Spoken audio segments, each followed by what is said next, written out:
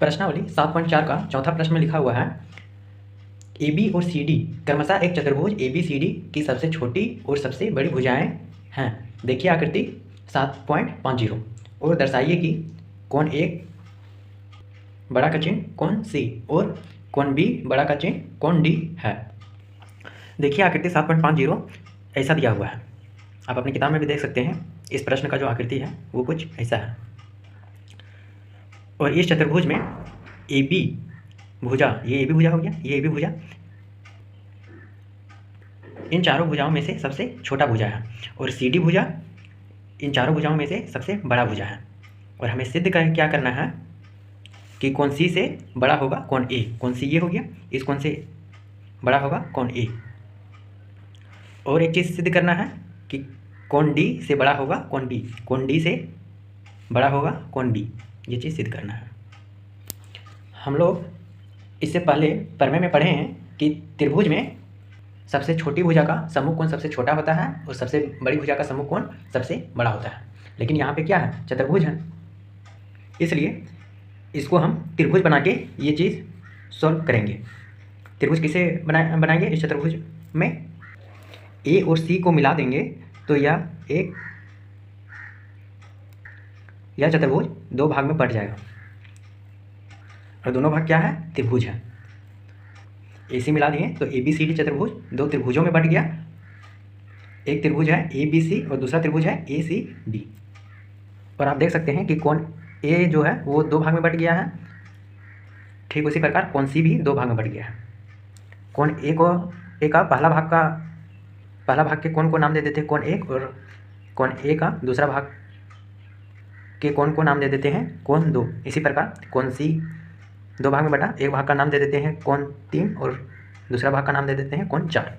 इस प्रकार यहाँ पे हम देख सकते हैं कि कौन ए दो भाग में बटा, कौन ए एक और कौन दो, और कौन सी भी दो भाग में बटा, कौन तीन और कौन चार में बट गया।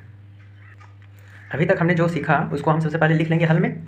हल में क्या लिखना है, सबसे पहले दिया है हमें क्या लिखना है कि ए बी सी डी एक चतुर्भुज है जिसमें ए बी सबसे छोटी भुजा है और सी डी सबसे बड़ी भुजा है। और इसके लिखने के बाद लिखना है, सिद्ध करना है कौन ए बड़ा का चिन्ह कौन सी, और क्या सिद्ध करना है, तथा कौन बी बड़ा का चिन्ह कौन डी, ये सिद्ध करना है। अब यहाँ पे प्रमाण देने से पहले हम लोगों ने क्या किया है, रचना किया है। रचना में क्या किया है कि ए और सी को मिला दिया है, उसको लिखेंगे प्रमाण से पहले। रचना में लिखेंगे ए और सी को मिलाया। अब हम इसके बाद प्रमाण देंगे। प्रमाण में हम क्या देंगे, देखिए यहाँ पे त्रिभुज ए बी सी में ए बी और बी सी को कंपेयर करें तो ए बी सबसे छोटी भुजा है बी सी के कंपेरिजन में, यानी कि बी सी बड़ा है ए बी से। और हम जानते हैं कि बड़ा भुजा का समूह कौन बड़ा होता है और छोटे भुजा का समूह कौन छोटा होता है किसी भी त्रिभुज में। तो बी सी का समूह कौन क्या है, कौन एक है, और ए बी का समूह कौन क्या है, कौन तीन है। इसलिए कौन एक बड़ा होगा कौन तीन से। कैसे, क्योंकि बी सी बड़ा है ए बी से। इसके लिए हम लिखेंगे, इसको हम कहाँ लिखेंगे, प्रमाण में लिखेंगे। प्रमाण में हम लिखेंगे त्रिभुज ए बी सी में बी सी बड़ा का चिन्ह ए बी। इसको नहीं भी लिखेगा तो चलेगा, डायरेक्ट इसको लिख दीजिएगा त्रिभुज ए बी सी में बी सी बड़ा है ए बी से, बी सी बड़ा का चिन्ह ए बी। यहाँ पे चुकी का साइन कर दीजिए। इसलिए कौन एक बड़ा का चिन्ह हो जाएगा कौन तीन, और इसको समीकरण एक मान लेंगे। ये चीज़ कैसे आया, बड़ी भुजा का सम्मुख कोण, जिसके बारे में प्रमेय 7.6 में कहा गया है। इसको ऐसे भी लिख सकते हैं, बड़ी भुजा का सम्मुख कोण, या नहीं तो प्रमेय 7.6 से इसको ऐसे भी लिख सकते हैं। यहाँ पे आप देख सकते हैं कि कौन एक जो है वो कौन ए का ही एक भाग है और कौन तीन जो है वो कौन सी का एक भाग है। अब हम कौन ए का दूसरा भाग यानी कि कौन दो और कौन सी का दूसरा भाग कौन चार में कंपैरिजन करेंगे। उसके बाद दोनों कंपैरिजन में देखेंगे कि कौन बड़ा है और कौन छोटा है। एक कंपैरिजन ये हो गया, कौन एक बड़ा का चिन्ह कौन तीन ये आया, इसलिए इसको समीकरण एक दिए। अब कौन दो और कौन चार में कंपैरिजन करेंगे और इसको समीकरण दो नाम देंगे। फिर समीकरण एक और दो से हम लोग कुछ निष्कर्ष निकालेंगे जो कौन ए और कौन सी से रिलेटेड होगा।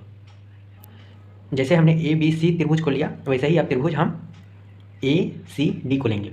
ए सी डी में सी डी ए डी से बड़ा भुजा है, यानी कि ए डी सी डी से छोटा भुजा है। और प्रमेय 7.6 से हम यहाँ पे लिख सकते हैं कि कौन दो बड़ा होगा कौन चार से। बड़ा भुजा का सम्मुख कोण बड़ा होता है और छोटा भुजा का सम्मुख कोण छोटा होता है किसी भी त्रिभुज में। उसी से कोण 2 बड़ा हो जाएगा कोण 4 से। निकल गया कोण 2 और कोण 4 में रिलेशन। अब इसी चीज़ को लिखना है। त्रिभुज ACD में CD बड़ा का चिन्ह AD, इसलिए कोण 2 बड़ा का चिन्ह कोण 4 हो जाएगा। अब इसको समीकरण 2 नाम दे देंगे और इसमें वही चीज़ लिखना है, बड़े भुजा का सम्मुख कोण बड़ा होता है या पर में 7.6 से। यहाँ पे लिख देना है, हम नहीं लिखे हैं, आप लोग लिख दीजिएगा। अब देखिए समीकरण 1 और समीकरण 2, इन दोनों समीकरण को जोड़ते हैं। समीकरण 1 तथा 2 को जोड़ने पर क्या मिलता है? देखिए एक साइड समीकरण 1 में 1 है कोण 1 और समीकरण 2 में एक साइड क्या है? कोण 2 है, तो हो जाएगा कोण 1 प्लस कोण 2। अब दूसरा साइड यानी कि दायां साइड में समीकरण 1 में कोण 3 है और समीकरण 2 में कोण 4 है, तो इधर हो जाएगा कोण 3 प्लस कोण 4। अब देखिए दोनों में बड़ा बड़ा का चिन्ह है, तो यहाँ पे भी बड़ा का चिन्ह लग जाएगा दोनों के बीच में। अब कोण 1 और कोण 2 को जोड़ेंगे तो कोण A आता है और कोण 3 और कोण 4 को जोड़ेंगे तो कोण C आता है, यानी कि कोण A बड़ा का चिन्ह कोण C। और यही चीज़ पहला में प्रूव करना था। अब देख सकते हैं पहला में यही चीज़ प्रूव करना है, कोण A बड़ा का चिन्ह कोण C। और यहाँ पे देखिए कोण 1 और कोण 2 मिलकर कोण A बना रहा है और कोण 3 और कोण 4 मिलकर कोण C बना रहा है। पहला प्रूव हो गया। अब दूसरा में क्या प्रूव करना है? कोण B बड़ा का चिन्ह कोण D, कोण B और बड़ा का चिन्ह कोण D। अब इसको प्रूव करने के लिए हम क्या करेंगे कि B और D को मिला देंगे, इसको ऐसे मिला देना है। मिलाने पर क्या होता है? कोण B दो भाग में बट जाएगा। एक कोण 5 नाम दे देंगे, एक को कोण नाम दे देंगे 6, कोण 6। इसी प्रकार कोण D में 2 नाम हो जाएगा, 2 भाग में बटा है तो एक का नाम दे देंगे कोण 7 और एक का नाम दे देंगे कोण 8। अब जैसे यहाँ पे कोण 1 और कोण 3 में रिलेशन फाइंड आउट किए थे, उसी प्रकार यहाँ पे कोण 5 और कोण 7 में रिलेशन फाइंड आउट करेंगे। और जैसे हमने कोण 2 और कोण 4 में रिलेशन फाइंड आउट किया था, वैसे ही यहाँ पे कोण 6 और कोण 8 में रिलेशन फाइंड आउट करेंगे। 2 रिलेशन फाइंड आउट करेंगे, एक रिलेशन को समीकरण 3 नाम दे देंगे और दूसरा रिलेशन को समीकरण 4 नाम दे देंगे। और समीकरण 3 और समीकरण 4 को जोड़ेंगे तो फिर यही चीज़ आ जाएगा, कोण B बड़ा का चिन्ह कोण D। यानी कि BD को मिलाने से कोण B बड़ा का चिन्ह कोण D ये सिद्ध हो जाएगा। इसलिए यहाँ पे मैंने लिख दिया है कि इसी प्रकार BD को मिलाकर कोण B बड़ा का चिन्ह कोण D सिद्ध हुआ। अब देखिए 5वां प्रश्न में लिखा हुआ है, आकृति 7.51 में PR बड़ा का चिन्ह PQ है और PS कोण QPR को समद्विभाजित करता है। सिद्ध कीजिए कि कोण PSR बड़ा का चिन्ह कोण PSQ है। आप देख सकते हैं आकृति 7.51 ऐसा दिया हुआ है। इसमें दिया हुआ है कि PQ से बड़ा है PR, PQ से बड़ा है PR, यानी कि PQ बड़ा है और PR इस PQ से छोटा है। और एक चीज़ दिया हुआ है कि PS कोण QPR को समद्विभाजित करता है। देखिए PS ये है, ये PS कोण QPR को समद्विभाजित करता है, यानी कि 2 बराबर भाग में बांटता है। 2 बराबर भाग में बांट रहा है, आप देख सकते हैं। एक भाग हो गया QPS और दूसरा भाग है RPS। इसके बाद अब हमें क्या करना है? सिद्ध करना है कि कोण PSQ से बड़ा है कोण PSR। PSQ ये हो गया PSQ और PSR ये वाला कोण हो गया, जिसमें हमें सिद्ध करना है कि PSR ये कोण बड़ा होगा इस कोण से, PSQ से। देखिए इसके हल में हम लिखते हैं, दिया है जो चीज़ दिया है उसको लिखेंगे। क्या दिया हुआ है कि त्रिभुज PQR में कोण QPS इक्वल है कोण RPS के समद्विभाजित करता है, वही चीज़ लिखा हुआ है।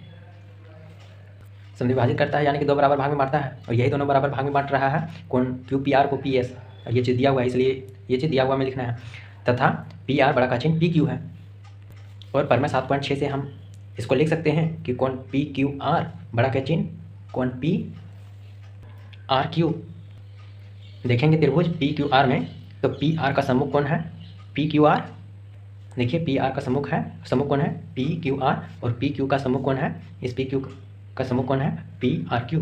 इसलिए यहाँ पे लिखा हुआ है PR की जगह हो गया PQR और PQ की जगह हो गया कोण PRQ। इसको हम कैसे लिखें? पर में 7.6 से। बड़ी भुजा का सम्मुख कोण बड़ा होता है और छोटी भुजा का सम्मुख कोण छोटा होता है। इसी से ये चीज़ हम लिख दिए हैं। यदि यहाँ पे नहीं दिख रहा है तो उसी चीज़ को हम यहाँ पे लिख दिए हैं, कोण PQR बड़ा का चिन्ह कोण PRQ। ये चीज़ दिया हुआ था। अब हमें सिद्ध करना है। सिद्ध करना है कोण PSR बड़ा का चिन्ह कोण PSQ। इसके लिए हम प्रमाण देंगे। प्रमाण में हम देंगे कि देखिए पी क्यू एस, यहाँ पे क्या दिख रहा है, एक त्रिभुज बन रहा है पी क्यू एस, और किसी भी त्रिभुज में तीनों कोणों का योग क्या होता है, 180 डिग्री होता है, यानी कि इन तीनों कोणों का योग कितना होगा, 180 डिग्री होगा। उसी प्रकार आप यहाँ पे देखिए पी आर एस, यह एक त्रिभुज बन रहा है, इसलिए इसमें भी तीनों भुजाओं का योग कितना होगा, 180 डिग्री होगा। अब इसी चीज़ को प्रमाण में लिख देंगे। प्रमाण त्रिभुज पी क्यू एस में तीनों भुजाओं का योग कोण क्यू पी एस प्लस कोण पी एस क्यू प्लस कोण P Q S equal to 180 degree. कैसे, तो त्रिभुज के तीनों कोणों का योग 180 डिग्री होता है, और ये तीनों कोण इस त्रिभुज का तीनों कोण है। इसी प्रकार त्रिभुज पी आर एस में तीनों कोणों का योग 180 डिग्री हो जाएगा, यानी कि कोण आर पी एस प्लस कोण पी एस आर प्लस कोण P R S equal to 180 degree. ये भी कहाँ से आया, त्रिभुज के तीनों कोणों का योग से। यहाँ पर ये तीनों कोण इस त्रिभुज का तीनों कोण है, और यहाँ पे ये तीनों कोण इस त्रिभुज का तीनों कोण है। अब इसको यहाँ पे जो 180 डिग्री आया पहला में त्रिभुज पी क्यू एस में, इसको हम मान लेंगे, इसको मानेंगे समीकरण 1 और इसको मानेंगे समीकरण 2। अब यहाँ पे देखिए ये तीनों कोण भी 180 डिग्री के बराबर है, और यहाँ पे भी ये तीनों कोण 180 डिग्री के बराबर है, यानी कि इसका क्या मतलब है कि ये दोनों आपस में क्या होगा, बराबर होगा। ये तीनों कोण बराबर होगा इस तीनों कोण के। समीकरण 1 और 2 से ये पता चल रहा है। अब यही चीज़ लिखना है कि समीकरण 1 और 2 से कोण क्यू पी एस प्लस कोण पी एस क्यू प्लस कोण पी क्यू एस, ये समीकरण 1 लिख दिए, ये बराबर हो जाएगा समीकरण 2 जो कि है कोण आर पी एस प्लस कोण पी एस आर प्लस कोण पी आर एस। ये दोनों भी आपस में बराबर हो गया, इसी चीज़ को हम यहाँ पे लिख दिए। अब यहाँ पे देखिए कि हम क्यू पी एस के जगह पर कोण आर पी एस लिख सकते हैं, या नहीं तो कोण आर पी एस के जगह पर हम कोण क्यू पी एस लिख सकते हैं, क्योंकि ये दोनों कोण बराबर है। ये चीज़ हम दिया हुआ में लिखे भी हैं, आप देख सकते हैं यहाँ पे कोण क्यू पी एस बराबर है कोण आर पी एस के। ये चीज़ हम कहाँ पे लिखे हैं, दिया हुआ में लिखे हैं, इसलिए क्यू पी एस के जगह पर हम कोण आर पी एस लिख सकते हैं, या नहीं तो कोण आर पी एस के जगह कोण क्यू पी एस भी लिख सकते हैं। हम यहाँ पे कोण आर पी एस की जगह पर कोण क्यू पी एस लिख देते हैं। ऐसा लिखने पर बाकी सब में वैसा ही रहेगा, केवल कोण आर पी एस की जगह पर क्या हो जाएगा, कोण क्यू पी एस हो जाएगा। अब देखिए इधर भी बाएं पक्ष में भी कोण क्यू पी एस है और दाएं पक्ष में भी कोण क्यू पी एस है, दोनों में सेम पोलरिटी है, दोनों प्लस में है, इसलिए दोनों क्या हो जाएगा, कट जाएगा। अब बाएं साइड में क्या शेष रह गया, कोण पी एस क्यू और प्लस कोण P Q S equal to दाहिना पक्ष में शेष रह गया कोण पी एस आर प्लस कोण पी आर एस। वही चीज़ हम यहाँ पे लिख दिए हैं। यहाँ पे दोनों कटा तो यहाँ पे भी हम लिख सकते हैं, चूँकि कोण क्यू पी एस बराबर है कोण आर पी एस की। यहाँ पे ये रीजन हम देख सकते हैं। अब हम आगे देखते हैं, ये यहाँ तक हम देख लिए थे। अब हमें दिया हुआ था कि कोण पी क्यू आर बड़ा का चिन्ह कोण पी आर क्यू है, तो इसको हम ऐसे लिख सकते हैं, कोण पी क्यू आर की जगह पर हम कोण पी क्यू एस लिख सकते हैं, और कोण पी आर क्यू की जगह पर हम कोण पी आर एस लिख सकते हैं, क्योंकि जो कोण पी क्यू आर है वही कोण क्या है, पी क्यू एस है, और जो कोण पी आर क्यू है वही कोण क्या है, पी आर एस है। आप देख सकते हैं जो कोण पी क्यू आर है ये कोण वही कोण क्या है, पी क्यू एस है, ये वाला कोण है, और जो कोण पी आर क्यू है ये वाला कोण वही कोण क्या है, पी आर एस है, यानी कि पी क्यू आर की जगह पर कोण पी क्यू एस लिख सकते हैं, और कोण पी आर क्यू की जगह पर कोण पी आर एस लिख सकते हैं। यानी कि यहाँ पर कोण पी क्यू एस बड़ा है, ये कोण बड़ा है, और पी आर एस ये कोण छोटा है।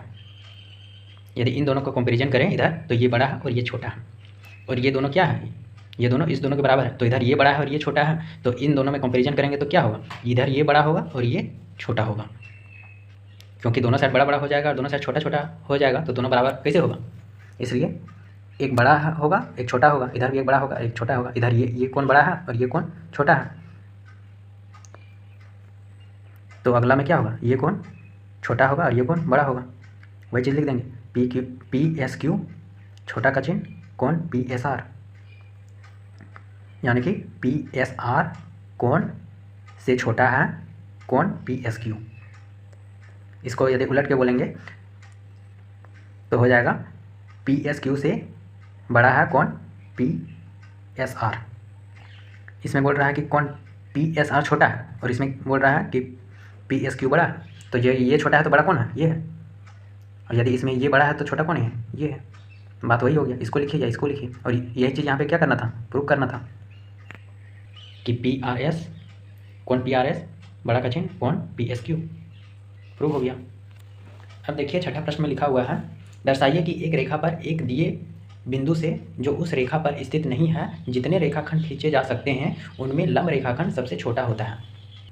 इसका मतलब है यहाँ पे कहा गया है कि कोई एक बिंदु लेना है और एक रेखा लेना है। जैसे कि यहाँ पे मैंने लिया है बिंदु P और एक रेखा लिया है रेखा L। अब इस बिंदु से रेखा L पर जितना भी रेखाखंड खींचा जा सकता है उसमें से सबसे छोटा रेखाखंड वही होगा जो इस बिंदु से इस रेखा पर लंब होगा, वही रेखाखंड सबसे छोटा होगा। और इसी चीज़ को यहाँ पे सिद्ध करना है। इसके लिए सबसे पहले हल में हम लिखेंगे, दिया है L एक रेखा है जिसके बाहर एक बिंदु P स्थित है। ध्यान रहे कि बिंदु को रेखा में नहीं लेना है, रेखा से बाहर लेना है। तो यहाँ पे बिंदु P बाहर है। अब इस बिंदु से एक लंब खींचेंगे और उस लंब का नाम देंगे PM लंब L, यानी कि रेखा L को जिस बिंदु पर मिलेगा लंब उस बिंदु को नाम दे देंगे M। इस प्रकार हो जाएगा PM लंब L। और यहाँ पे और आगे बढ़ा के और एक चीज़ लिखना है कि साथ में उसी बिंदु से उस रेखा में PN, ये PN हो गया, PN और PO ये हो गया, PO खींची गई अन्य रेखाखंड है। PM तो रेखाखंड है जो रेखा L पर लंब है, लेकिन साथ में इस बिंदु से इस रेखा में खींचा गया अन्य रेखाखंड है PN और PO। अब सिद्ध क्या करना है कि PM सबसे छोटी रेखाखंड है, यानी कि PM PN से भी छोटा है और PO से भी छोटा है। इसको ऐसे भी लिख सकते हैं, या PM छोटा का चिन्ह PN तथा PM छोटा का चिन्ह PO। यहाँ पे दिया हुआ मैंने जो चीज़ नहीं लिखा है उसको आप लोग लिख लीजिएगा। क्या लिखना है, साथ में उसी बिंदु से उस रेखा में PN और PO खींची गई अन्य रेखाखंड है, इसको लिखना है। यहाँ पे ऐड कर लीजिएगा आप लोग, ठीक है। यहाँ पे लिख रहे हैं ऐड कर लेना है, जो बोले वही चीज़ लिखना है। अब देखिए इसको सिद्ध करने के लिए हम प्रमाण देंगे। प्रमाण में देंगे कि PM लंब है L, ये चीज़ दिया हुआ है। इसका क्या मतलब है कि कोण M क्या है, 90 डिग्री है। ये कोण क्या है, 90 डिग्री है। PM लंब है L पर तो ये कोण 90 डिग्री है। अब क्या हो गया कि त्रिभुज PMN और PMO एक समकोण त्रिभुज है। ये 90 डिग्री है, इसलिए PMN और PMO क्या हो गया, एक समकोण त्रिभुज हो गया, जिसमें कोण PMN equal to PMO equal to 90 degree है। देख सकते हैं PMN 90 डिग्री है और PMO 90 डिग्री है। अब जब ये 90 डिग्री है तो इस त्रिभुज में देखिए PMN में, तो PNM क्या हो जाएगा, ये कोण न्यून कोण हो जाएगा। न्यून कोण कहने का क्या मतलब है कि 90 डिग्री से छोटा होगा ये कोण। यदि 90 डिग्री से बड़ा हो जाएगा तो ये त्रिभुज होगा नहीं होगा, क्योंकि त्रिभुज में तीन कोण का योग क्या होता है, 180 डिग्री होता है। और ये एक कोण 90 डिग्री है तो दूसरा कोण 90 डिग्री से छोटा होगा, तभी तो यह त्रिभुज बनेगा। ये भी 90 डिग्री से छोटा होगा इसका, और एक दूसरा कोण ये भी 90 डिग्री से छोटा होगा। उसी प्रकार त्रिभुज PMO में कोण POM, ये कोण क्या होगा, ये भी एक न्यून कोण होगा, यानी कि 90 डिग्री से छोटा होगा। अब यहाँ पे पर में 7.7 लगाएं, जिसमें कहा गया है कि बड़ा कोण का समभुजा बड़ा होता है और छोटा कोण का समभुजा छोटा होता है किसी भी त्रिभुज में। तो यहाँ पे सबसे बड़ा कोण है 90 डिग्री वाला कोण, और त्रिभुज PMN में इस कोण का समभुजा क्या हो जाएगा, PN हो जाएगा, यानी कि PN बड़ा हो जाएगा किससे, PM से।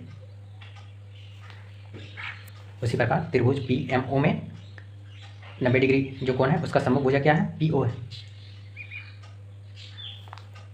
इसलिए PO भुजा बड़ा होगा किससे, PM से।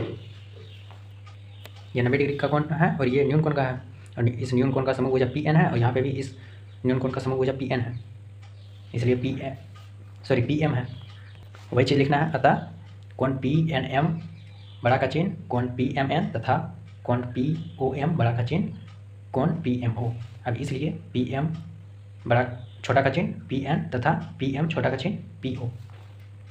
यहाँ पे मैंने बड़ा का चिन्ह बोल दिया का, छोटा का चिन्ह है ये, ठीक है, माफ़ कीजिएगा, ये छोटा का चिन्ह है। कोण PNM छोटा का चिन्ह कोण PMN तथा कोण POM छोटा का चिन्ह कोण PMO। अब यहाँ से हम ये लिख सकते हैं क्योंकि इसका सम्मुख भुजा ये है और इसका समूह भुजा ये है, और इसमें समूह भुजा इसका ये है और इसका समूह भुजा ये है। और यहाँ पे देख सकते हैं कि PM PN से भी छोटा है और PM PO से भी छोटा है, और PM क्या है, PM लंब है। यहाँ देख सकते हैं PM लंब है, इसलिए यहाँ से सिद्ध हो जाता, यहाँ से हम लिख सकते हैं या PM जो लंब रेखाखंड है सबसे छोटा है। ये चीज़ सिद्ध करना था। उम्मीद है मैंने इसमें जितना भी बताया है सब आपको समझ में आया होगा। अब मिलते हैं अगले वीडियो में।